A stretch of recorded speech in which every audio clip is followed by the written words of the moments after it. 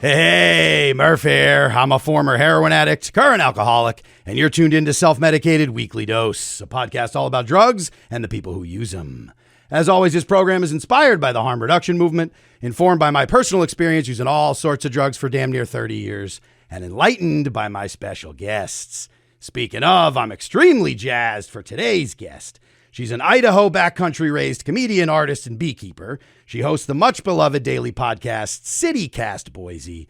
She's put out 4 critically acclaimed stand-up specials. Go ahead and watch her latest one titled Myself, which just dropped a few days ago. Forbes calls her one of the hardest-working comics in the industry. Please welcome to the program, Emma Arnold. Hi, Murph. Hello. Yay! The crowd's fired up. So this episode will air when Myself has, I have to do the the Back to the Future, like it's now, but it's then, it's whenever. So this will be Myself is coming out in a couple days from when we're recording this, but it will be out. Yeah. So that's exciting. Yeah. How was doing this special? I know each special kind of has its own, its own energy, its own headspace. How'd you feel about this one? Well, I talk about it in the beginning of the special. This is the first time I've ever this is my 5th album/special. And it's the first time I've been like in a good place when I was recording. Like the other 4, I love those hours. They're great. But I was in like real duress for whatever reason. Every time I was taping one, like either mental health wise, recovery wise, or health wise in general. Like every time I was like really at the end of my rope and like, it's funny when I'll watch them, I'll be like, how the fuck did I pull that off? What an incredible miracle. But this one, I'm in a really like happy, calm, good place in my life. And when I was like, went to tape it, I was like, oh, wow, I'm just like, I don't give a shit about this because my life is fine. And I'm not like, I only really have comedy going for me. You know what I mean? Like, yes. I was just like, oh yeah, this will be fun. We'll do this on the weekend. And then I go back to like my day job with dental insurance and, it was nice. It was actually just like a different feeling entirely. That's an interesting, because it feels like there's always you got to be tortured. You got to be, going through it, you feel like. But then when you're not, you're actually like, oh no, that's not necessary to be. Not at all. Yeah. In fact, my label was like, this is our favorite album. Like there's like a warmth to it and a sweetness to it, that like the other albums didn't have. And they're totally right. Like I was enjoying myself, which is not something I had experienced a lot in comedy before. Yes. So the sad clown evolves. Feeling. Yeah, exactly. Yeah. Well, that's exciting. I can't wait to watch it. We're speaking of, you mentioned you're, in recovery or in various stages of recovery for, your taping of previous specials. So we got a jam-packed program, and we're going to dive right into, recovery itself in a little number that I call the Substance Report. This is the question. Do junkies' lives matter? Yeah. Wow. Yep. Geraldo asking the tough questions, as always. Wow. So, Emma, the mainstream media's narrative on substance use has always been garbage. So, I like to take a lot of topical drug-related stories in the news and give them proper coverage from a drug user's perspective, without all of the judgment, the hysteria, the hype, and, see if we can find a different angle on some of these stories. Now, this bit in particular, I feel like we probably both have some thoughts on this. This one I pulled from the New York Times, the paper of record here. Full disclosure, this is an op-ed, in the New York Times, which my grandmother always said, if it ain't an op-ed, it's a psyop. So, everything's pretty much an op-ed. But this piece here is kind of, the headline says people have a right to non-religious rehab. So she kind of goes through the stats. 2/3 of addiction treatment in America for alcohol and other drug disorders, including over 90% of residential treatment center surveys, use the 12 steps. Of course, as we know, fewer than half of 12-step participants are abstinent for a year after. It's a tough thing to do, abstinence. And there's a lot of there are some that don't go the kind of overtly religious route. The traditional 12-step program, which was the first treatment program I was I kind of went into early on, and then kind of did NA meetings and things before eventually just kind of settling in on my own, because it's not for everybody. But I'd love to dive in. I'm always going on and on about this on the program. I'd love to hear your thoughts, Emma, on and your experience with the religious, let's say, parts of the 12-step. This is so exciting because I literally walk around constantly thinking about this, wishing someone would ask me my thoughts on the 12 steps. This is so satisfying and exciting for me, because I'm literally, it doesn't just come up at the grocery store. Nobody wants to hear. Yes. Nobody wants to hear what I think about the 12 steps. I have a ton of experience in the 12-step programs. I started in AA. On the advice of a therapist, who then also asked that I go to, and I understand if you're listening right now and you're a 12-step person that you're not supposed to, one of the steps is do not mention these programs by name in media programs, which I have always had a very yucky reaction to, even though I understand that like a piece of that is like, you don't want people out there promoting AA who maybe make it look bad or whatever. I'm not promoting it or saying I have mixed feelings on it. So I'm going to use the acronyms because I want people to know which groups I attended, even though I know it's a rule that I'm breaking. So just you don't need to tweet me about it. That's a culty rule. So I'll just chirp in with my thoughts as we go. But it's a culty rule of the not divulging names, of course. Everyone's privacy, yes, but the program absolutely. itself, anonymity is key. But the program itself, I think you should be able to discuss, and I for years followed that rule and tried to discuss it by being like in the group therapy I was a part, but it's like it's not group therapy, it's AA. So I went to AA, SLAA, SAA, and then finally ended up in Al-Anon. And I have extremely mixed feelings about the groups, which we can get into, but I'll just give you an answer to the question with the religious piece of it, is that my experience is that piece of it is really, really difficult, really fucking difficult if you're not a religious person. And somewhere here, Idaho, a lot of the groups I went to, and in bigger places, LA, where I've gone to meetings, Portland, they'll be like kind of non-denominational and kind of like vague about what, a higher power is and what that needs to be. Not in some places though. Some places like here, which is really conservative, like they say the Lord's Prayer at the end. And so there's none of this, like it could be a tree or a river business. This is like the Almighty God. Yes. It could be a tree, it can be the group. I've been to groups that have been very chill about that and very cool. And I've been to groups who are like, okay, well, let's all thank Jesus Christ, our Savior, for keeping us sober today. And when I first started, I struggled a lot with the higher power piece, like a lot of people do. I think that's pretty normal. But I feel like, and then I kind of came to terms with it, and I've done the 12 steps multiple times in different programs, and kind of came to peace with it, sort of being like, oh, maybe nature is my higher power, maybe time is my higher power, blah, blah, blah. Ooh. And then I kind of came to a point where, or the group, I was a big, like, the group is my higher power. And then I kind of came to a point where I'm like, where I think what, in my opinion, where you need to sort of end up as an addict, which is unfortunate because it's also where you start, is that you are your own higher power. But when you start with that, that's a real problem in the beginning. And then in my opinion, if you're getting to a healthy place, eventually you're like, oh, I get it. I'm the one who needs to make these decisions for myself. And I'm the one who needs to develop my own moral code.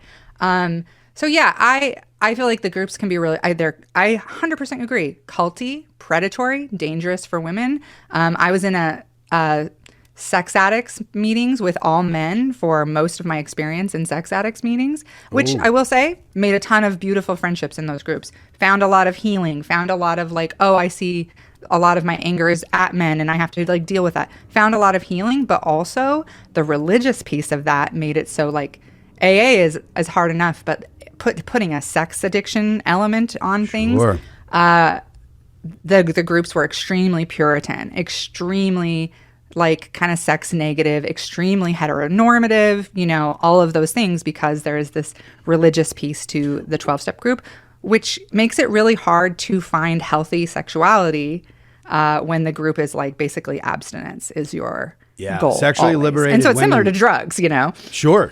Sexually liberated women specifically in the Old Testament, though they don't quite mix well. Yeah. Yeah. No, I could see that. I mean, yeah, that's that. I feel like, well, it's interesting because you said there too. It's like when you realize, because I feel like with God, that's all we're doing is ultimately it's like you have to be like, I am God. Like, you know, like we're trying to create this God in the image for whatever. Yeah. I always, and I feel like when I was younger, I was a lot more cynical just about religion in general. I think as I get a little older, realizing the community aspect of it, which is the same thing I think is, in my opinion, the best part about 12-step is the community. You know, it's all that. And when it's not judgmental, when the power dynamics are not off, and when it's like, I think the mix of like AA and NA is a very strange thing to also mix because there's a lot of judgment with medication assisted treatment and stuff with, you know, people being like, well, if you're on methadone, if you're on you're not sober. Like there's a lot of that kind of talk too, which is also just, again, it could be the religion flying in the face of the science and the data of saving people's lives. But it's also just like, I don't know, it feels like it's a different thing. I think alcoholics and my aunt was in AA for many years. So when I kind of, you know, I've been open with my family about my own drug use. So when I kind of, when I was coming off heroin and smoked some weed and I'd have beers at like family reunions, like years later, and she'd always beg, oh, that's like, you know, you're gonna find yourself in it. So we just had this running bit for like, you know, 15 years where it was like, is this the year? Like I'd have a little eggnog at Christmas and be like, oh, Aunt Niecy, is this the year? I'm going to get back. I'm going to be shooting up and, you know, later tonight on Christmas Eve. Yeah, it's like, so we had this running bit and eventually we kind of came to an understanding, but it's like, it worked for her. She was very hardcore, old school, you know, coffee, cigarettes, donuts, church basement meetings. And that's kind of like, you know, all the very, you know, serious about that and was a sponsor of a lot of different people. And, you know, that worked for her. But I think we kind of eventually came to somewhat of an understanding. But she was also like, yeah, heroin's it's just different. Like she was very much, she's like, yeah, I did some coke and stuff in the 80s, but booze was her big thing. And it's very specifically like, so I feel like when they just made AANA, and it's like, no, that'll just map to whatever. It's the same. Yeah. Yeah. Sex, heroin, it's all pretty much the same. And regardless of whether it even works or not for you know, or works for some people, regardless of what it is for even booze, it just seems weird to like one size fits all. And also for all of these things, gambling, you know, sex, whatever it is that, you know, that seems strange to me as well, that there'd be just one set of 12 steps and traditions as they were. Yeah. I used to do comedy at like conventions and stuff, AA conventions. And then one time I did, so like I smoke a little weed. I'm like California sober as they call it. And that really, like you said, bothers some of the really like hardcore, you know, alcoholics who are like, no, and that's not sober. Even though it's funny because I'm like, oh, we're staying in our lanes or we're not staying in our lanes? I can't remember which one we're supposed to do. But so yeah, I made a joke about smoking weed and a couple people were, I mean, people thought it was funny, but a couple people afterward were really upset. And after this one convention, I was kind of told I wouldn't be asked back because I had made a joke about weed and that they were there for like sobriety support and I get that, like not pushing people when they're in a difficult place by reminding them that weed is really fun to smoke. I get that, but also I was kind of like, if your sobriety is so shaky that hearing someone else say they smoke weed is going to throw you off the wagon, then that's rough, you know. Yeah, that's not great. And I hear what you're saying about the one size fits all thing because I've always kind of thought that same thing. I've had a tricky. It's hard because I started out in the 12-step groups kind of based on this therapist who was like, you know, you're an addict, you need to do this, you need to do that, and I really struggle with how I feel about AA because I really, on the one hand, I agree with you, like the community is so great, and I feel like it was so helpful to me and so important to have that community when I was trying to get mentally healthy, and I made lifelong friends there, and I learned a lot of stuff. And I think it's 12-step groups are what we're doing as a society instead of accessible mental health care. If we had accessible universal mental health care, AA would not exist. Like, absolutely, or it would be very small, and not very many people would need it as much, because like that is dollar therapy, they call it. The free, the aspect of it. Right. Yeah, like if you can bring $1 to put in the coffee pot thing, then you have an hour of free therapy, basically, with structure. You know, when I was first getting sober, I went to a meeting every day, sometimes twice a day, and it was a big part of like building structure and taking care of myself, and like I don't know where I would be in my mental health journey overall if I hadn't had the 12-step groups. At the same time, I've watched men be incredibly predatory in AA and swoop in on new women who are very fragile, and 13th stepping, they call that, yes. Yep. And so I talk about the crossover too, really quick too, from coming in with, I see that big time with, people who are whatever, chip they have. Oh, I'm 10 years, 15 years. The veterans of the AA program, especially when people coming in, like I said, the NA mix of like, there was a lot of looking down on like the women who would come in as like, oh, these ladies will do pretty much anything. Like there was almost this like, this is going to be a revolving door for the junkies. Like they're a different crowd that comes in. And I firsthand was very, very aware of that. I mean, it was kind of how I ended up in the sex addicts meeting, honestly, because at AA, I was like, feels like a lot of us have a bigger problem than alcohol, and that is that I never fucked anybody from AA, but there was tons of that happening, and I was like, I don't feel like this is sobriety if we're all just sort of like fucking each other and taking, and getting into these like 3-month-long super emotional tumultuous relationships and stuff like I would watch happen in AA. So there's immediately power dynamics too at play. Like it's just by the way the whole program is designed. It's Absolutely. And I've been a sponsor for every single program for a number of years. I've had numerous sponsees, who stayed sober, who didn't stay sober. And I was always kind of like, I was like always a very hands-off sponsor, where I was just kind of like, how you doing, man? And then they, tell me they're still using, tell me not. And I'd be like, well, it sounds like you'll figure it out. Like I was always kind of like, I'm not here to tell you how to do anything. I'm just like here to listen to what you're going through and to be like, to guide you through the steps, to be like, cool, that sounds rough. Do you want to do number 3 now, or how are you feeling? But I also, this is a good religious. So when I first started in the sex addiction groups, there was only one other woman at the time, and she was my sponsor, and she was my sponsor for quite a few years, and she was deeply religious, like fucking rolling on the floor, Pentecostal. We don't celebrate birthdays because God hates that. Like no dancing. There was no dancing at her wedding because her religion doesn't, like footloose Christian, Jesus. So, well, what about Christmas?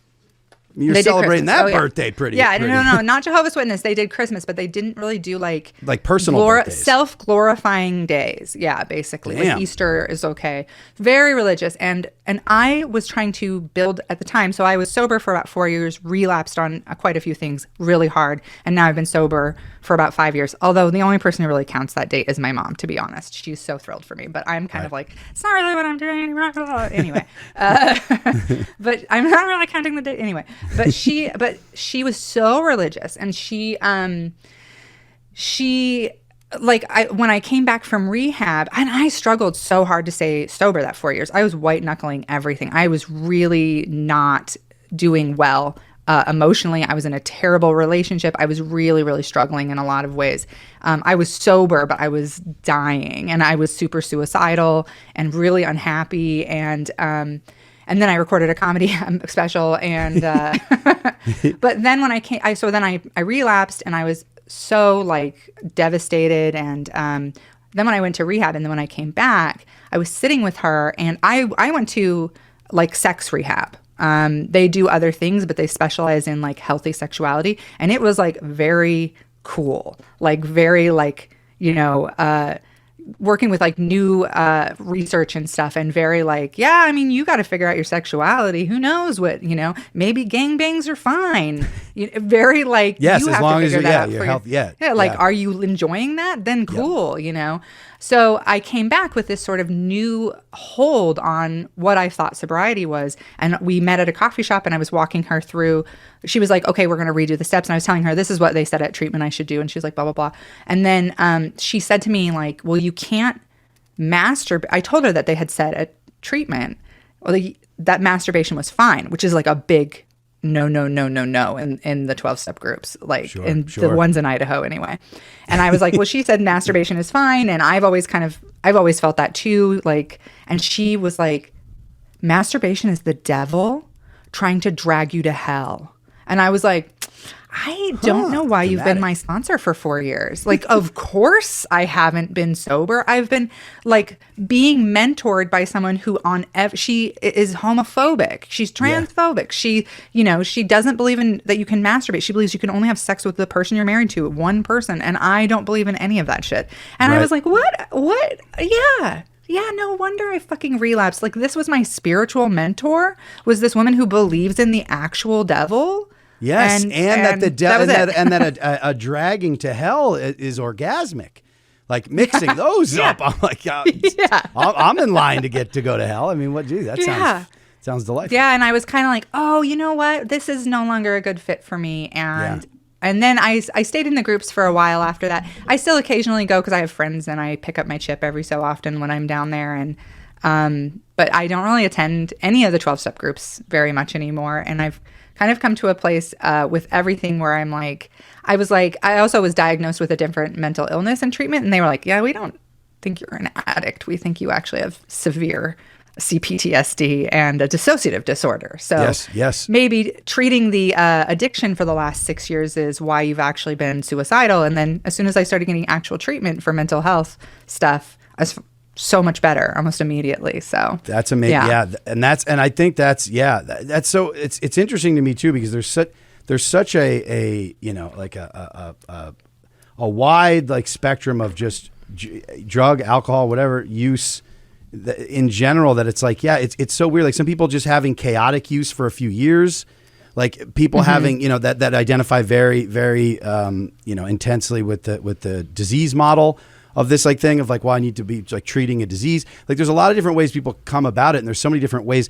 And also that most people who use, like, we're talking about what percentage of the population is using substances and what percentage of the population becomes addicted. It's always these underlying things, oftentimes, whatever the trauma or other mental health issues that are coming up. It usually seems like even people who maybe go hard in their early 20s, like with some certain stuff, most people just don't tend to. So it's very, it seems like it's like every person has their own story. So it's very weird to say, like, people get very defensive with the 12 steps programs where they're like, well, they say this percentage works or that, only this. And I'm like, like this is just, it's an individual thing and it's a hard thing. And it helps for, even though it's an individual, your own usage, it's like community is a great thing to potentially have for that, but also so is other treatment, like you said. And I think sometimes it could get in the way if you think, well, this is just what it is. Like, it's like the white knuckling just becomes like, well, I guess that's, and based on the 12 steps, it's like, if you, even starting out by this, like, well, I'm powerless. So if you're powerless, you're going to be white knuckling. You're going to be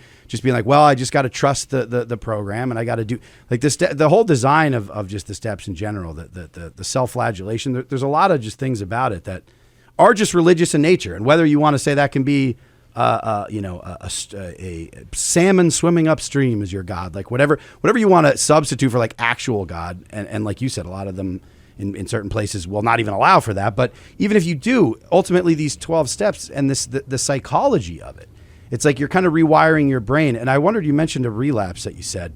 Did you have, because I also, to be fair, never really even committed to like I would go to these, I say it would be very separate. The junkies, as we were looked at in one corner. So a lot of times we end up shooting up together in a church bathroom, in a basement, in the bathroom together. And it's like, well, we go on break and it's like, well, like 5 of us get together and like, oh, can somebody, cop and do whatever. And we go like, so a lot of it was just meeting new people to get high with, for me at least.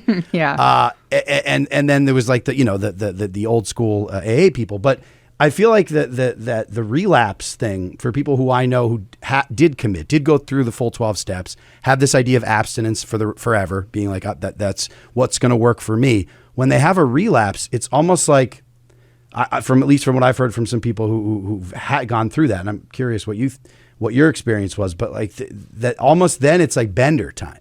Like it almost feels like when you do that thing where you're like, oh man, I've gone up the 12 step, now I've tumbled down all the way back to step 1. And it's like, well, if I'm here in the basement, I mean, I might as well make a weekend. I might as well go to Atlantic City and make a weekend of it. That's exactly. And like, you know, I was like so desperate to get mentally healthy too. I was really all in, dedicated, doing all the workbooks, you know, like I was so dedicated to it. And so then when I relapsed, which, you know, I think, you know, I'm saying that with quotations, like relapsed now, I don't have a better framework to describe what happened to me or for me or whatever, or what I did. But I think like when I think about it, part of what happened was I had a very tiny little slip that was like very inconsequential and honestly didn't really mean anything. And I was so deeply ashamed of it and so brokenhearted over it that I told my sponsor, and she was like, you have to tell everybody, you have to, you know, come clean, you have to tell your partner and your blah, blah, blah, blah, blah. And I just couldn't fucking bring myself to. I was too ashamed and too sure that it like really deeply meant something about me, that I had gone to all these meetings for 4 years, that I was so dedicated to the programs, and that I still slipped, you know?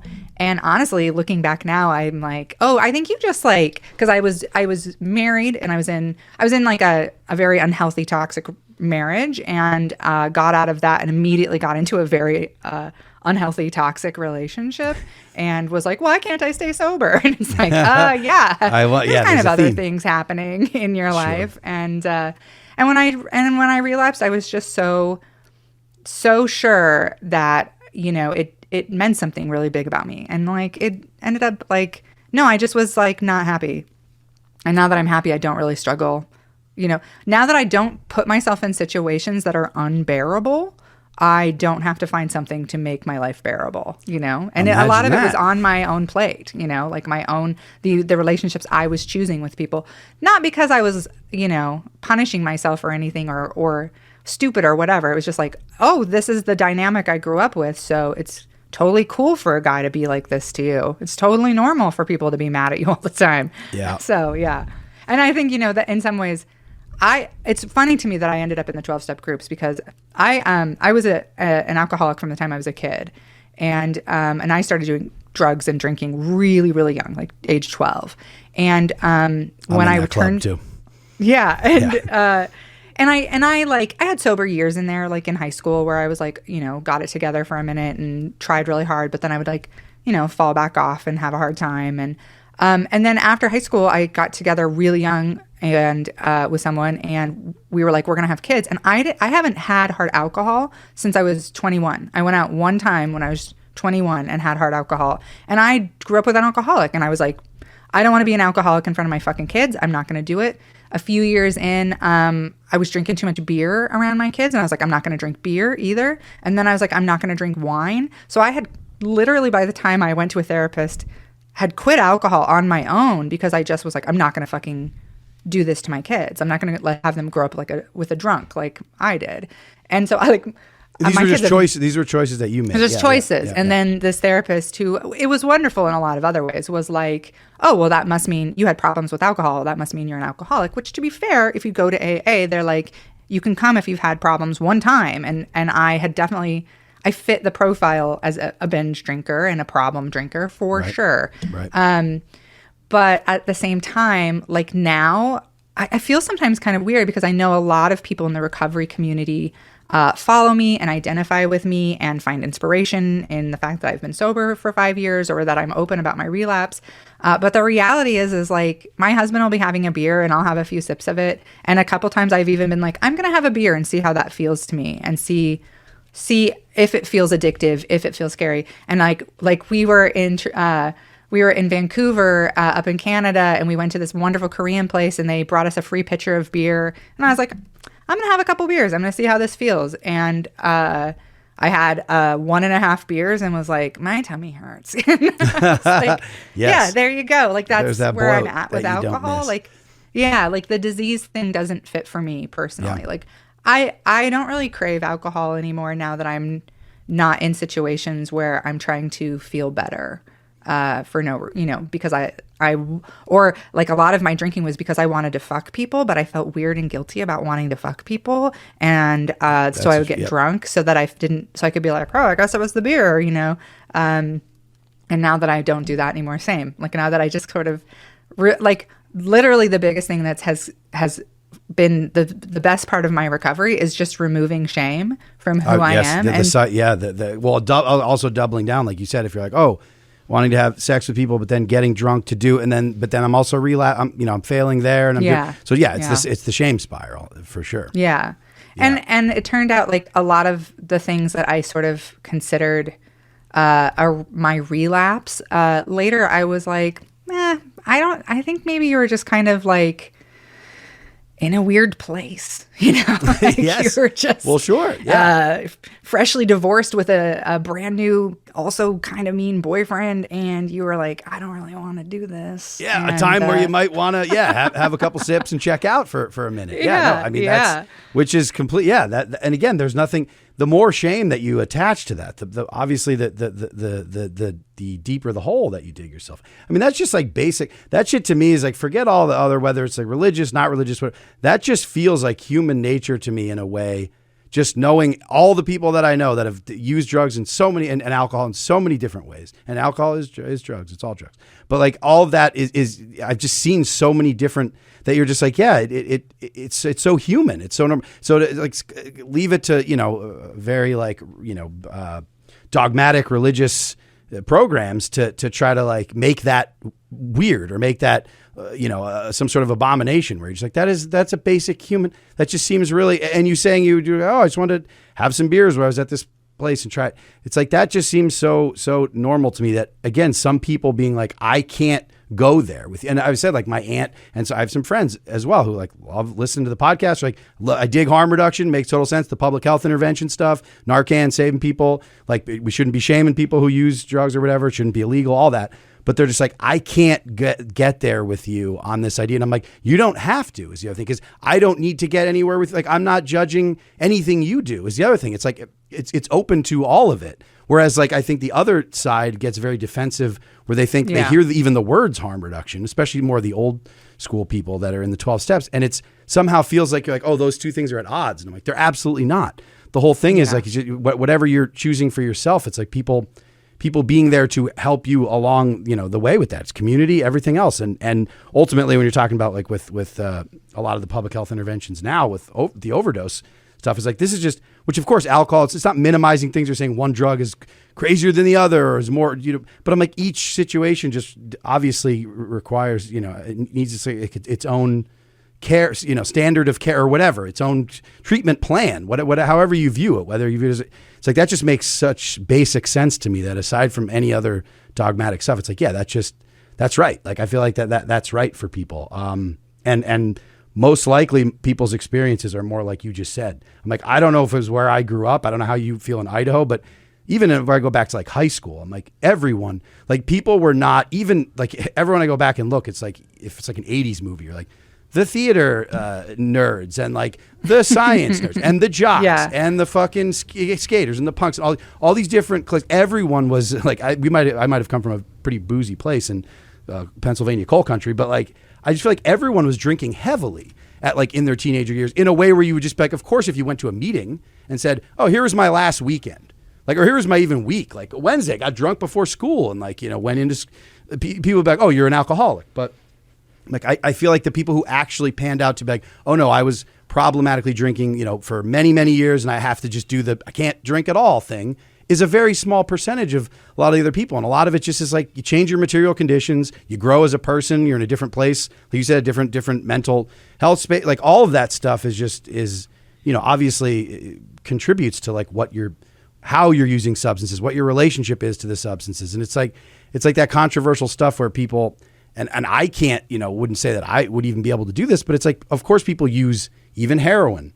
And like people smoke crack, like, recreationally. And the idea of that to people is a little bit like, and again, it's like, is it minimizing people's struggle? I'm like, no, it's just saying some people do that and some people can't. You can't. So And I think don't. for me, like, if shame is the biggest piece that I removed that has made it so I don't really struggle with this stuff as much any at all. Honestly, I don't struggle with it anymore.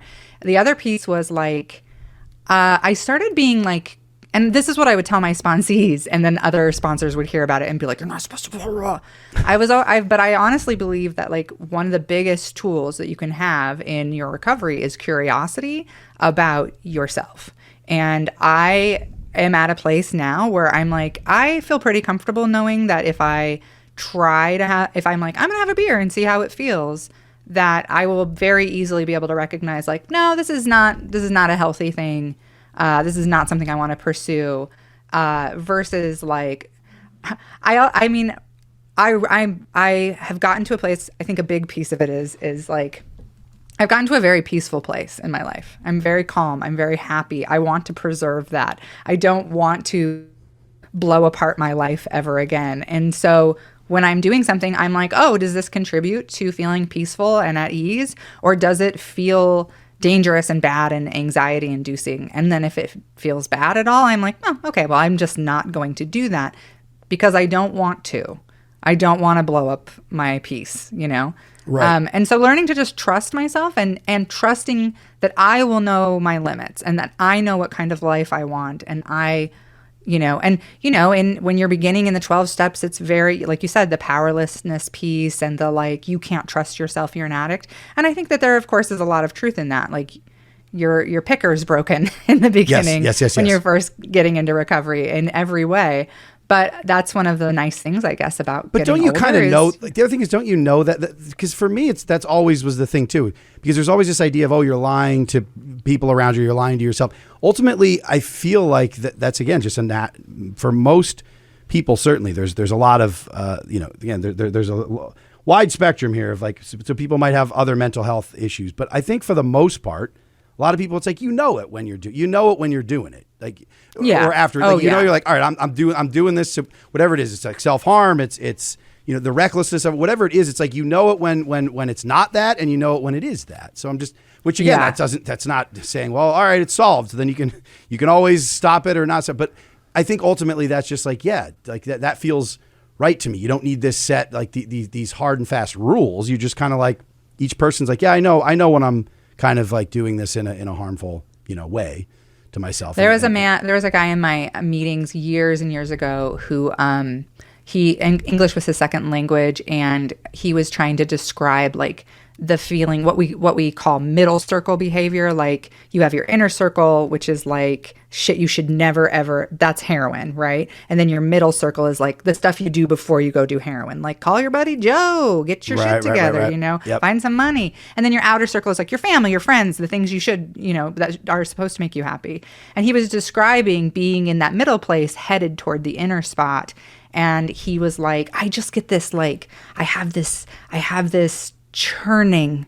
It's the churning. And I was like, that's the best fucking description I've ever heard of when I'm in an addictive place. No matter what I'm currently doing with that feeling, that churning is the addictive feeling. And the like mania that surrounds like wanting to self-harm, wanting to find oblivion. There's ritualistic aspects to it. Absolutely. At times there's you can feel the bells starting to and the itchy, like, oh, it's going to be like, you're like, I don't want to do this. I'm going to do it anyway.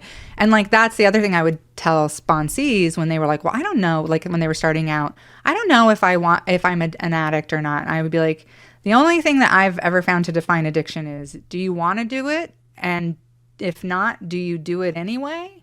Whatever that is. Whether it's food or biting your nails or, right. heroin. Are you like, I hate this thing, I don't want to do it, and do you do it anyway? That's addiction. There, boom. That's pretty easy. Yeah, that's about as straightforward as it gets. Yeah, there's no simple answers. I just pulled up here. We don't even have to go through all of them. But I was like, what? Because I kind of forget of the 12 steps as we've been going here. I remember that the powerless one was also just one, weirdly for me, that right out of the gates, I was just kind of like, I don't know that psychologically, again, it's just for me, that's going to really kind of work. I don't know. I feel like just my personality is a little bit more like, nah, maybe I'm going to arm wrestle this substance a little bit and see if I can beat it. I don't know. Yeah, and also I always felt like one of my biggest issues with the 12-step programs and with, you know, a lot of the books that are written in support of that are like the tome that you get, you know, when you start, is it's so fucking patriarchal and it's so oblivious to the female experience or the gay experience, you know, the queer experience. You're powerless is like, yeah, I'm a woman. I already have lived in that space for a lot of my life. So being like, well, you're powerless is like, I know. Okay. Yeah. I've been told that forever by all. Yeah. I've been feeling that for a number of years, but thank you for clarifying it. I was in some 12-step groups. This is so wild to me now.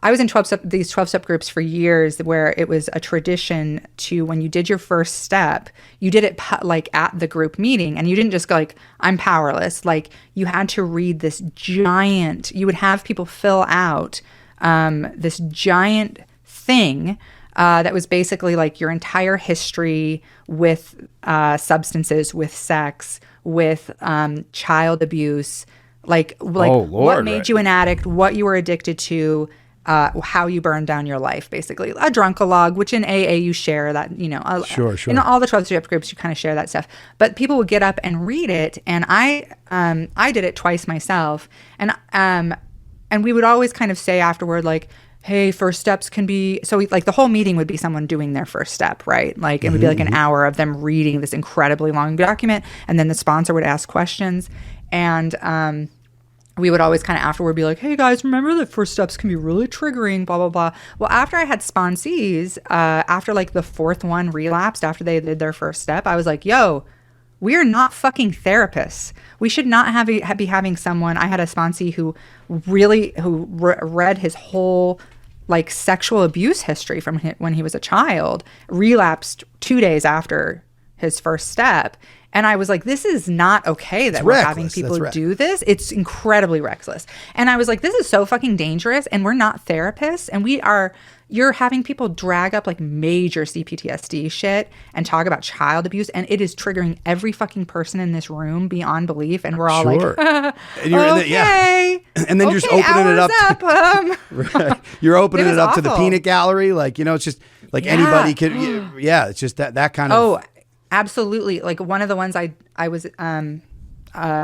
sponsee read through their whole thing, and then everybody's supposed to go around and like offer you support. And one of the guys there, this older, extremely religious man, was like, well, I think a lot of that, you know, you did to yourself, like about this kid's really abusive past. And I like shut him down and was like, I know we don't do crosstalk, but you need to shut the fuck up. You know, like I was just like, nope, stop, stop.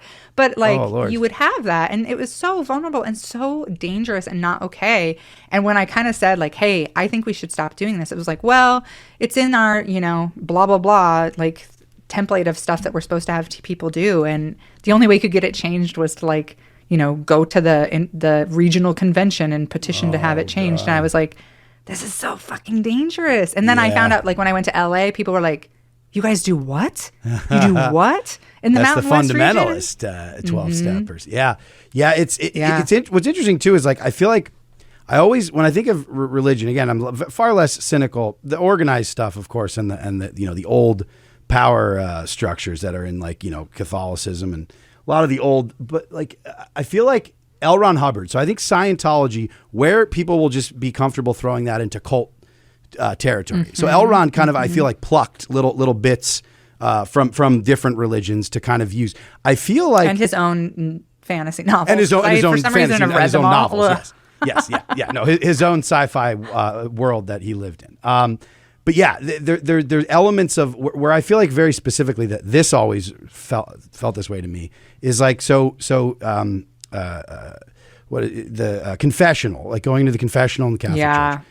The audit of Scientology, this kind of shit too, what you're just saying right there, also reads to me. And you think about the genesis of the 12 step. It's like, I think, wasn't it like a Wall Street? Like, wasn't Bill involved? Like, I think there was like an early stage where it went to like the Ford, like Henry Ford and stuff. Like, I think there was like some like the power players where this kind of originated. It almost then feels like there was some potential for, like, you know, kind of just, holding that over people's heads where you're like, oh, once you admit this kind of stuff where you're like, oh, here's all my past, here's my, then it's like, well, who are the people who are, this is anonymous, of course. So most people, I can't share this, but within the circles that you're in, right. Of course, if you're in the community there, once that's out in the open, that's a very powerful, and I mean, that's obviously where the Scientology and the audits are is like, once you give all those, you spill all the beans, it's like, that's a lot of power. You're like, I'm powerless. Here's all my baggage. And please, keep it like anonymous. It just feels like that's kind of where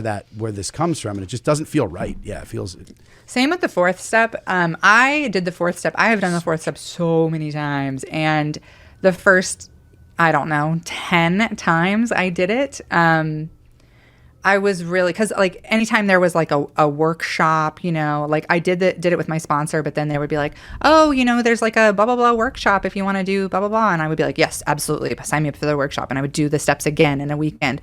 And I did the fourth step so many times. Just for listeners really quick who aren't familiar. Yeah, please. Fourth step, made a searching and fearless moral inventory of ourselves. And I, for some reason, hear Jordan Peterson saying that for some reason. That feels very, very, very Jordan Peterson-y. But go on. But yeah, and like the fearless moral inventory. So like, and people do it different ways, and I've done it with different sponsors, different ways. And I always really struggled with it because every single time I did it, I was sexually abused by my father. And every time they would have me fourth step my father and say what my piece in that was. And I would always be like, I think probably nothing. And they would be like, well, I mean, there's got to be something like, and I would always kind of be like, how are you having me do this? But when I was in treatment, we went through the 12 steps, and a therapist there who was wonderful was like, oh, no. The fourth step is for like the ways you held on to the resentment around, like, what are the ways that you are still harming yourself with the hurt he gave you? And it finally kind of cracked it for me. And like, that's kind of the issue with the 12 steps, How twisted is that? They're trying to be like, what did you do that is responsible for that person's behavior? That's a very twisted way to, Which people will be like, well, that is just, sponsors. That was just because your sponsor got it wrong. And it's like, okay, but I did it a bunch of times and continued to get the same note that like I needed to, which again is that fundamentalist, patriarchal, like evangelical, you made a good man swerve, you tempted his eyes with your sexy child body, I'm not saying every sponsor I had pushed that, but absolutely. Well, that's the subtext of what was your piece of this? What is your responsibility in this? And when I finally was like, oh, my responsibility in this is to never talk to him again. My responsibility in this is to protect my space and to not let abusers into it as much as possible when I can, So yeah, that I felt like was a really fucked up piece. And some people have a really great experience with 12 step because so much of it depends on your group. Depends on your sponsor. Yes. And that is, who knows what you're going to get. And I think personally, I find that pretty terrifying that like really mentally vulnerable people are out there, getting advice from someone who's like, well, maybe you should think about the reasons your dad sexually abused you. Yeah. Yep. Yeah, no, I agree 100%. I mean, and that's with a lot of this, this is scripture to some degree, of course, and people certainly treating it that way. So it's like you ever get like a good priest? I mean, I haven't, sat down in a church and listened to a priest in a very long time. But when you get a good one, I feel like that's the whole thing. Is it's like, there's a lot of love in there's a lot of ways to interpret. Like, I mean, really, with the whole Jesus bits, there's really only one way to interpret it. But yet here we are still with people using it in a judgmental way. But I'm like, I feel like you get someone who'd be like, here's the stuff that like, the guidelines, but here's how I'm going to, practically apply that. And then it feels like so you're right. I think depending on the group that you're in, it's like you could take the same 12 steps and have a very different experience. Even with those like, 5 is another, there's just so much of this like admitted to God, to ourselves and to another human being, the exact nature of our wrongs. There's just so much, like you're spanking your bottom the whole way up these 12 steps. I feel like you really are. You really are. It's too much. I feel. And I think especially depending on your fucking lived experience, it's like there could be just like not minimizing anything at all, but there's just such a wide range that you could just be like, oh yeah, man, this This person just like, likes to drink too much and beats up their kids with it. I'm just thinking of, again, like the patriarchal, the people in my family, I'll even say, God bless them. But there's plenty of people. I have a very large family and there's a lot of substance use in the family. So some people, it runs the gamut of that where you're like, versus, some of my aunts, one of my aunt in particular, who's big on these 12 steps, who had a fucking nightmare of an existence, like to get to the points where she had to like fight through. And then I'm thinking on top of that, I'm like, you also put all this on your shoulders of like, so I'm like that, it's a lot where I'm like, it just doesn't make sense where those two people are coming to this from like those two places where it's like, that just seems, it's absurd. Some of these things, I think. And people who love the 12 steps will say, well, that's kind of the whole point. Like, take what works and leave the rest. Like, that's the whole thing. And that is a pretty rough thing to do when you're really emotionally and mentally vulnerable, Yes. Like, and then what the hell is it? Take and leave? For a decade, I was not able to do that. Like, I was very I couldn't tell what I needed. And so I just took it all. Yes. And was like, this is going to help. This is going to fix me. And it made things worse in some ways and better in other ways. Like I said, I have relationships from the 12-step groups that I maintain. Like one of my closest, really dear friends, we started in the 12-step groups at the same time. They were raised evangelical. And about 2 years ago, they were like, oh my God, this is a cult. I can't do this anymore. This feels so similar to my childhood. And they were like, I'm literally just trying to learn to like live in the world without shame and to decide for myself like what I like and I don't like. And I don't need a group telling me that. I need nothing. I need to like figure that out for myself. And so they had like a similar experience to me, but coming from a very evangelical background.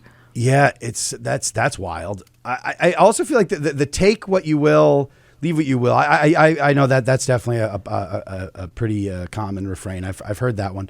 I feel like that's interesting, and I hate to immediately just do the mapping of like the disease model because again, however you are around this, but if you feel like yourself as being like I have some sort of disease, which I do feel like there's the disease model within 12 steps. But what's interesting is like that you'd be like, what other treatment program would you be like, if you were going in to be like, oh, I'm going to an oncologist for cancer or whatever, be like, listen, take what you want, take what you need from the radiation and leave. Look, some of it, you're just like, no, tell me I'm here looking for help. Tell me how to get rid of this cancer. Yes. Yeah, what the fuck is the regimen here? What are we doing? What's, give me. Because the regimen is expensive, honestly. Yes. I mean, at least that's the one thing you'd always say. At least this is cheap. It's $1. It's $1, and what people really need is they need actual health care. They need actual mental health care. You nailed that from the beginning here. Yeah, if that was available, this would have gone away.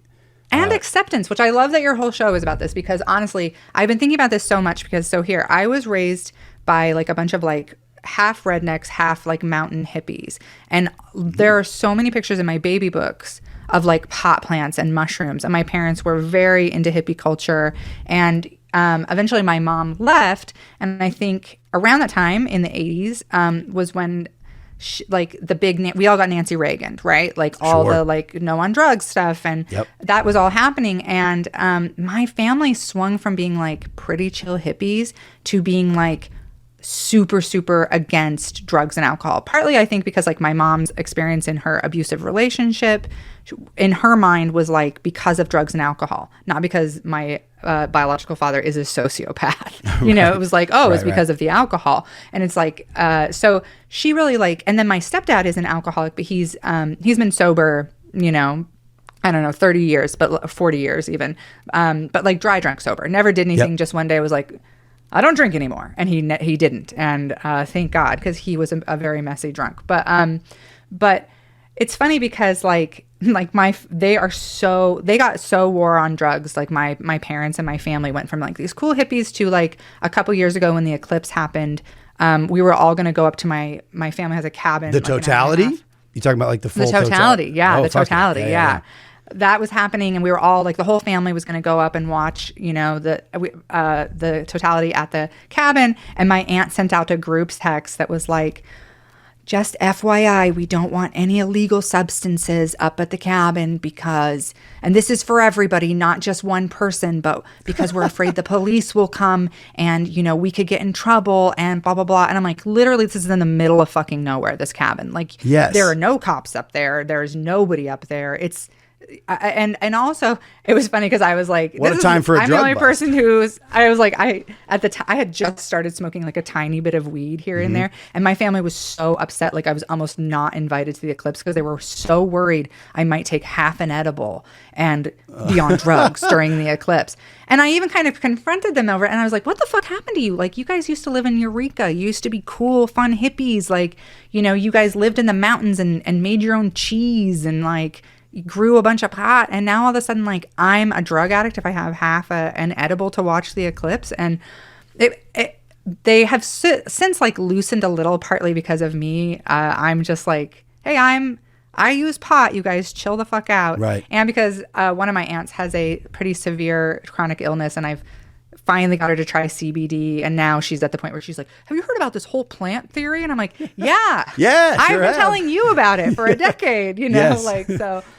That's So funny. That's a it's- classic boomer journey, though. I feel like the hippie into really right sad. into the Reaganomics, man. Reagan got us. Reagan was the Pied Piper for a lot of Yeah. boomers to go from the hippies to That shit was so effective. I mean, it got me too. Like, as a teenager, I remember breaking up with a boyfriend when I was like, I don't know, 15. And when I had a couple sober years as a teenager, and I broke up with this boyfriend because he wouldn't stop smoking pot. And I remember crying as I was breaking up and being like, I just can't be with a drug addict. And I'm sure now that I'm like a little weed comic, he's like, you cunt, you know, like, what? Yes. You He's like, that confronted after school me. special routine was. I was like sobbing and like, you're a drug addict, Christopher, you know, like, it's But so they whipped ridiculous. us into a hysteria, though. To be It fair, I don't know did. exactly. I don't want to date you, but as a child of the '80s, I'm like, no, we were whipped into a wild hysteria. Yeah, Some of the stuff that you would just like once you found out it wasn't true, that house of cards, like then it's just like, oh well, nothing. Which I always certainly say led to more reckless behavior, because about the age you outgrow the DARE program, right? When you're just like, this seems like this is kind of bullshit. Like this is a little bit overhyped. And then when you just use a little bit of drugs and you're just like, oh, well, that crazy thing didn't happen. No one jumped out a window. No one did. Like, I mean, because I was at least in my grade school, it's like, you know, public school in northeastern Pennsylvania, and then in the early 90s, it was like the DARE program was still very, very like, you know, like, you know, what's the classic the weed hysteria movie? What the hell's I forget. It's Reefer Madness, you fucking pothead. Marijuana, the burning weed with its roots in hell. There was still a lot of that. Officer Dan was still very much like the effects, the side effects of marijuana, just simply marijuana, were still like, were outrageous. So then you're just like, as soon as You're that's gonna like crash a no, a car, kill your grandma in a rage. Yeah, sexual for sure. depravity, like the depravity. It was wild. You know, it sounded like a very wild thing. So the first few times you get high and you're like, this isn't all it's cracked up. I was not dragged masturbating to hell by the devil himself. Yeah, for real. And also, like, I think one of the reasons I thought for sure I was an addict when I first started getting sober, and I don't know if I am now. I think I'm not now, but I'm always kind of keeping an eye on it because I'm always like, well, who knows? Maybe you're wrong, Arnold.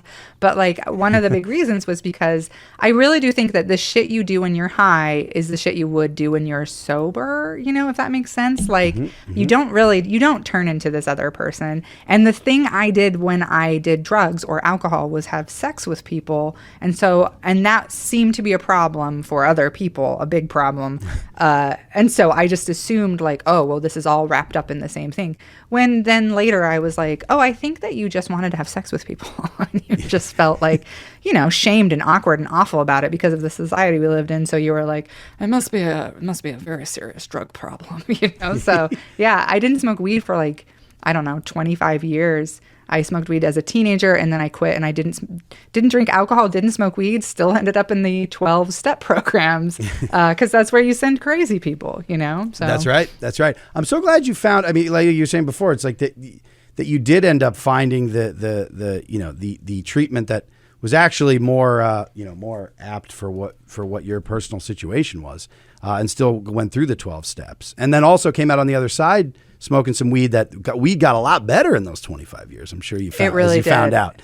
It really did. Yeah, from the DARE program to totality, we're talking like that's like fucking moon landing shit. That was like, holy shit, this real. weed just got And, it's funny, too, because, I have done so much therapy. I've done EMDR. I've done, the 12-step groups. I've really done like every kind of therapy and every workbook and every possible thing you could do. And the thing that in the end, therapy helped me a lot. And I do highly recommend therapy. But the thing, that sort of in the end really made the biggest difference of all, which I do think recovery is cumulative. I don't think one thing is, I don't think you're going to have, for me, I didn't have one thing that was like, this is it. But I did have one thing sort of towards this, recent part of my recovery is I did mushrooms a few years ago. And I had been telling my therapist for a long time, I really want to do mushrooms. And I've heard that it's like really helpful for people with my dissociative, disorder. And it's really helpful for people with CPTSD. And he was like, he's very square. And he was like, no, nothing to do with that. And he was really like, you're breaking your sobriety. You're breaking your sobriety. And I was like, and that was kind of when and also I had told him I could, I knew every time I got pregnant, every time I've been pregnant, I've known the instant it happened. And he was like, that's not possible. And I was like, oh, I've been pregnant 5 times. How many times have you been pregnant? Because I feel like you don't trust my fucking lived experience on that. Sure. So I was like, you're not my therapist and anymore. Also, no, of course. And that's not possible. And neither is like a fungus growing from the earth potentially with psychoactive, like that expanding your mind in that way could never possibly be helpful either. I'm like, this guy's all over the map, it sounds like. I know. So I did mushrooms, and I didn't do them for a mental health thing. I did them because my husband, we were up at the cabin, and we were canoeing around, and he had brought some, and I was like, well, what the heck? Why not? And so we were like, let's canoe around and have a nice time. And he had a great time, and I dealt with my mortality in a very deep way. Yes. I did one of those. Sure. But actually, in the midst of it, I started vomiting, and I couldn't stop vomiting. And in this, trip I was having, I vomited out the specter of my father living inside of me, who was like the abusive voice in my head. A purge, yes. Gone. Purged that shit. Mushrooms did it. Yeah, and I had, before that, I had the diagnosis of DID, which is like multiple personality disorder. And after that, integration. Like the integration we've been trying with therapy and EMDR for years to reach. And I've been like, sorry, still crazy. Don't know what to tell you. Did mushrooms once, and I was like, oh my God, I'm 1 person instead of 9. Holy fucking shit. And well, actually 8 now that I puked out my dad. So that's the shit, man. That kind of perspective, it was incredible. That shift, I feel like, and again, that's like the kind of thing where you're just like, there's no. I like that you were even saying that it wasn't all dandelions and whatever. Those kind of experiences I've also found. I've done a lot of psychedelics. Coming off of heroin was very much in those early months was a big. Mushrooms were huge for me in that way. And I think some trips are introspective, some are giggly and fun, and some are all right, we're going for the dark night of the soul, but then we're going to come out the other side. Like I feel like all of it is helpful. It was funny to do them with my husband, who had a very like Pop-Tart childhood, just like a very like 2 loving parents. We're still married, it was funny to do them with him, and he's just like, I'm having a great time. Look at the flowers, like look at the trees, and I was like, I gotta battle my ancestors, like I had to go deep, and he was so high and so supportive and so amazing, and like really sat with me through it, and while I was vomiting was like, let it out, babe. Let it go, man. Just let it go. Get that evil out of you. It's so amazing. That's clutch. Some of that probably was, having now a really loving, accepting partner who, when I have had those days where, like, it's not like for the 5 years I've been sober, I've had no times without the churning. Like, I have definitely had some churns, but I can literally go to him and be like, it's happening. I'm having that thing where I think, what if I went and found some Coke and a stranger, And he's like, cool, what's that about? Why are you feeling that? And I also know, I think a big thing for me with this too, is I know that if I went and did Coke and fucked a stranger, I could come back and be like, I did Coke and fucked a stranger. And he would be curious about what happened instead of like taking that personally and being like, because you hate me, because I'm a piece of shit, because you're a piece of shit. Like, I think he would just really understand. Yeah, he gets me. And he's not afraid of me. I feel like everyone I had been with romantically before on some level could sense, DID is a very serious mental illness that I did at treatment. They were like, how are you functional? How are you living? How are you parenting? How are you doing this? And, You're the like answer, a honestly, boss. Yeah. Well, the answer honestly was like, because I was active in a lot of my addictions for some of that, which was an excellent crutch and kept me alive when I needed those things. And I have a lot of appreciation for my addict because I think that piece of me was a piece that was like, oh my God, what a horrible life. What a terrible childhood. Here, distraction, helped me get through a lot of those things. I appreciate that piece of myself. So I love that. I feel the same about, the heroin is a great to numb the soul. And I think when I needed the numbing, it was, and I think, I also have come to view that in the same way as like, oh yeah, that got me through the time that it needed to get me through. And it's, I think that is a way, which, certainly is the opposite, to bring this just back, to close this out on the 12 steps, traditions, whatever, is like, the opposite of that. The opposite of the shame is the embracing that as a part of you and a part of your, what makes me, who I am now. And I think that it's like the idea of, oh, would I trade this for that? Which I'm like, you're living in these hypotheticals, like, who cares? I don't know what I would trade for what. But it's like, I think ultimately that was helpful for me at that time. And then I'm, it's like we said earlier, I think, it when you're like, yep, this has now become like, I'm punishing myself to a point where it's like, I gotta,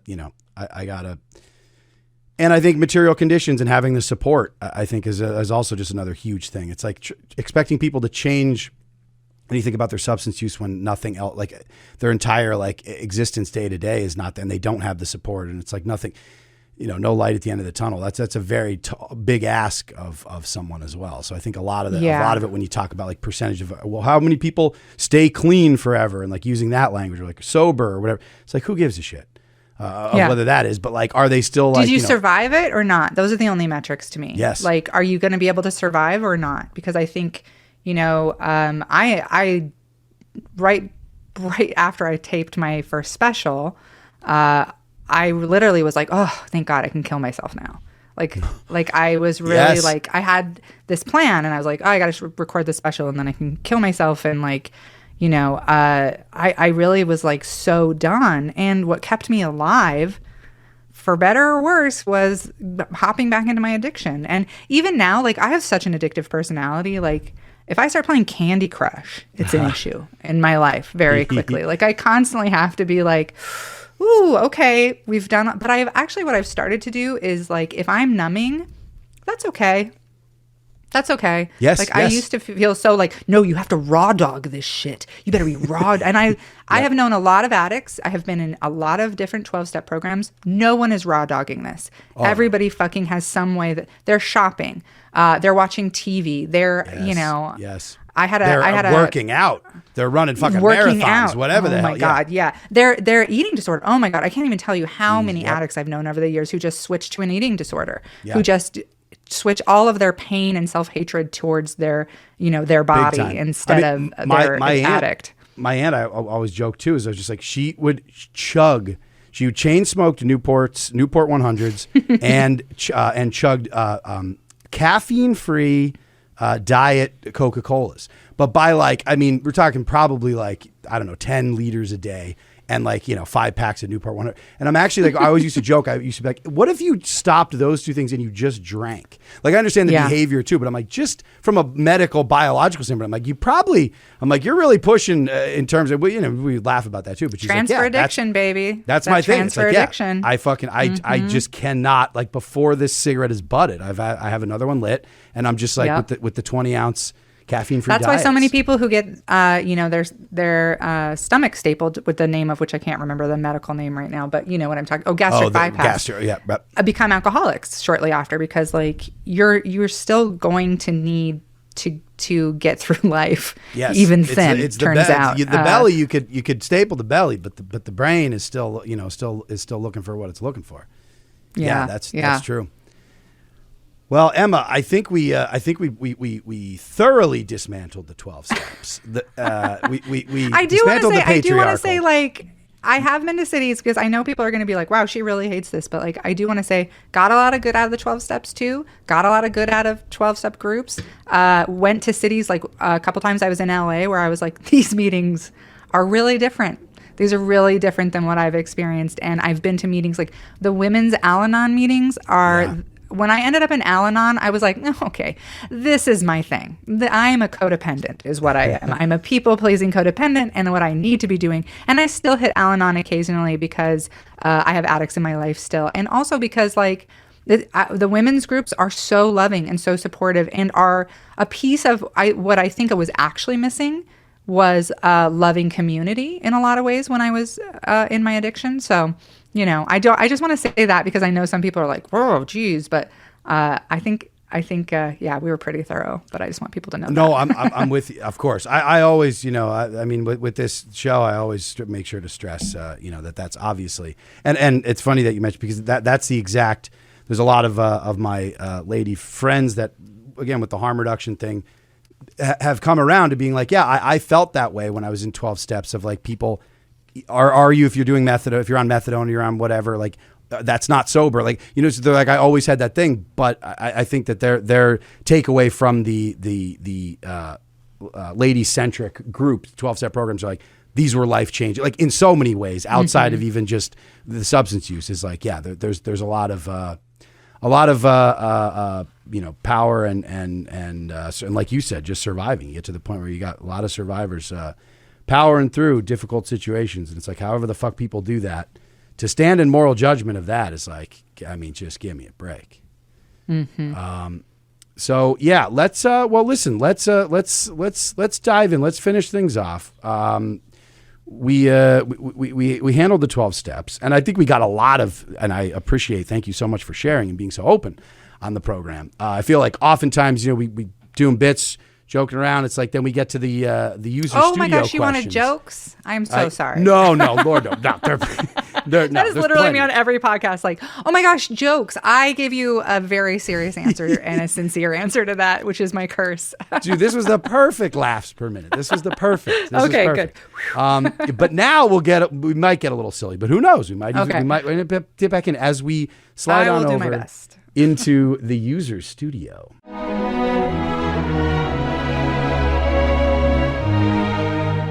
Oh, nice. We end our podcast session with a weekly dose version of the questionnaire that was used masterfully for 24 years by the great James Lipton inside the Actors Studio. And the first question is, Emma Arnold, what is your favorite drug? Okay. I'm going to say weed now is my favorite drug. Weed now. Because you know what weed does for me? It helps me sleep. And as a lifelong insomniac, as a person who from the time I was a kid, you know, I could not sleep. And I have gone a lot of my life sleeping 2 or 3 hours a night. And really think my relapse was probably predicated more by lack of sleep than anything else, honestly. I take half an edible at night before bed, sleep like a rock, sleep like a baby. It's incredible. And so that's where I'm at in my life is if a drug makes me sleepy, I'm like, oh, hello. Sign me up. I'm with you on that. My word, with the children, the child, there's no sleep. What is your least favorite drug? My least favorite drug would probably have to be PCP. Yes. The dust of angels. Yeah. To be fair, I have not done since I was a teenager. But what I found at the time was I was already a very reckless kid, and it made me really like even more reckless. And I didn't know we were doing PCP at the time. We were stealing weed from my friend's dad. And then one day he was like, "Are you guys stealing my weed?" And we were like, "Yeah." And he was like, "I laced that shit with PCP." And we were like, yes. Fuck. So I was like, oh, that makes the last like 8 months or so sort of really puts that in focus for me. This, in fact, sounds like a Dare program story as well. You got the weed laced with some PCP and everything went wild. What age were you the first time you found yourself under the influence? I believe we discussed it earlier. I was 12 the first time, and I had older siblings and stuff was pretty readily available. Also, my biological father used to give drugs and alcohol to me and my brother, mostly me because I was the oldest. So yeah, pretty young, and I was a very active user from the age of 12 to 15 of literally anything I could find, get my hands on, anything anybody handed to me. I was pounding the WD-40 out in the shed. I was getting into some huffing, all of it. Yes, I can relate. I can relate. Yeah. What celebrity's overdose death has had the most profound effect on you? Oh gosh. I don't think it's fair to call it an overdose death from what I've recently learned, but Mama Cass was like a favorite of mine. And, everybody teases about like, oh, she died from a ham sandwich. Choking on a ham sandwich, yes. But actually, she died from overusing diet pills because she had been fat shamed for so much of her life. And she did a lot of yo-yo dieting and had damaged her heart. And the ephedrine or whatever at the time, whatever, right now everybody's doing Ozempic, and I'm sure in a couple of years we'll hear like, oh, that actually is putting holes in your heart or something awful. But yes. Yeah, she died of that, and I always really loved her and thought it was sad that she had like this sort of humiliating death. But even more so now that I know that it's just like an urban legend, and she died from being fat shamed. Essentially, she died of an eating disorder, which is so sad. That is very sad. And God bless. Thank you for bringing shining a light on Mama Cass. I was about to go through the rest of my life believing the old ham sandwich bullshit. Yes, I know. I'm going to put the word out for her. Please, yes, I'm glad. That's disgusting. Yes, hashtag the Mama Cass truthers. We need to get out there. What is your favorite slang word for cannabis? Ooh, it's got to be weed, honestly. I know it's not like one of the more fun ones, but it just makes me... It's a classic, and it makes me feel like young and cool when I'm like talking to, Gen Z kids, where I'm like... I don't say like, you guys doing weed, but You guys on the weed? Like, I smoke weed, you guys. I'm actually a pretty cool guy too, so yeah. You can't go wrong with a fun weed. one. Weed is fun. You're not reaching I think too it's far. Fun. Yes, it's always it'll always fly. What drug would you like to deal for a living? When I was a teenager, allegedly I dealt LSD for a while, and somebody would give it to me to sell, and I would sell it for $5. And such a tiny little convenient thing to deal. As far as dealing goes, you're just like, here's a little tiny piece of paper that's going to make you see God. I thought that was a pretty fun one to deal. That's right, yes. 100 hits on one sheet? Allegedly, of course. Of course. And what drug would you absolutely not like to deal under any circumstances? I'm going to say meth because I only did speed once as an 8th grader. And which looking back is maybe now I'm like, maybe I should get screened for ADHD because I did speed and everybody else was like buzzing and I was really like, pew. That's right. There it is. It brought you. Yes. It's and it was the first drug that I ever did. It was the only drug actually that I've ever done where I was like, well, cocaine too, whichever I was like, this could be an issue. Like everything else, I was like, who cares? Blah. But I was like, you will die if you continue to do this because you really like it and it's really fun. So yes. I would be a smoke in your own supply guy if I did cocaine, meth, or speed. Yes, yeah, you will die, but you will have built the sailboat that you're able to sail away on as you die. Yes.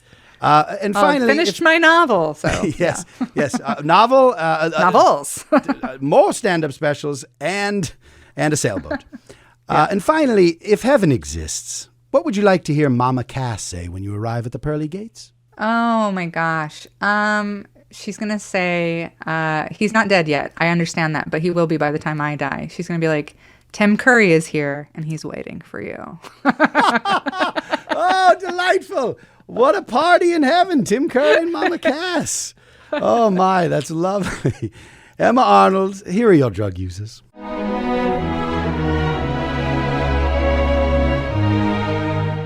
We learned something today, for real. Yeah. Well, Emma, listen, this has been wonderful. I feel like we could continue. There's so much more I would love to chat. Maybe you come back on and we talk some more. Is there anything you would like to say to the listeners before we part? Where can they find you? You can find me. I have a website, emmaarnoldcomedy.com, that has a lot of my stuff there. I have You can listen to CityCast Boise. I have another podcast that I was planning to do once a month, but it's really hard to do. So it's like once a year I put out a new episode on the Book of Holy Fuck, which is it's a horror storytelling podcast that is about my life. Yeah. The true horror. It's not comedy, just to warn you, but it's very cool. And you can also find me on Instagram. Emma Arnold is a keeper. And I'm on Twitter, but I probably won't be much longer. And I can't remember oh, you have it. I am Emma Arnold. Thank you. I was like, I'm not sure what my handle is. So yeah, you can find me. And I have 5 albums and 2 specials now. And you should watch and listen to them. They're pretty fun. Wonderful. Emma, this has been delightful. Thank you again so much for joining us. And thank you to everyone for tuning in. This has been your weekly dose. Hey America, there's no use in sleeping with your children, with your daughters, with your sons, and with your husband. Self-Medicated Weekly Dose is hosted and produced by me, Murph Meyer, with support from Pop Culture Collaborative. Our theme song is My Congressman by 15, courtesy of Jeff Ott and Hopeless Records. Original artwork and production design by Diana Kolsky. Thanks so much for tuning in. If you enjoyed the program, you can listen to new episodes of Weekly Dose every Wednesday, wherever you get your podcasts. While you're at it, subscribe to the Self-Medicated YouTube channel to see new video clips from the show each week. Follow me on Instagram at Murph Meyer. And for some top-shelf harm reduction resources, head over to selfmedicatedpod.com. Also, don't forget, you can call the Weekly Dose podcast anytime to leave me a voicemail message with your thoughts on drugs and the people who use them. Just pick up the phone and dial 443-MK-ULTRA. All right, that's about it for me. I'll see you next week. Love and solidarity. Goodbye. Weekly Dose. Hey America, there's no use in sleeping with your children, with your daughters, with your sons, and with your husband.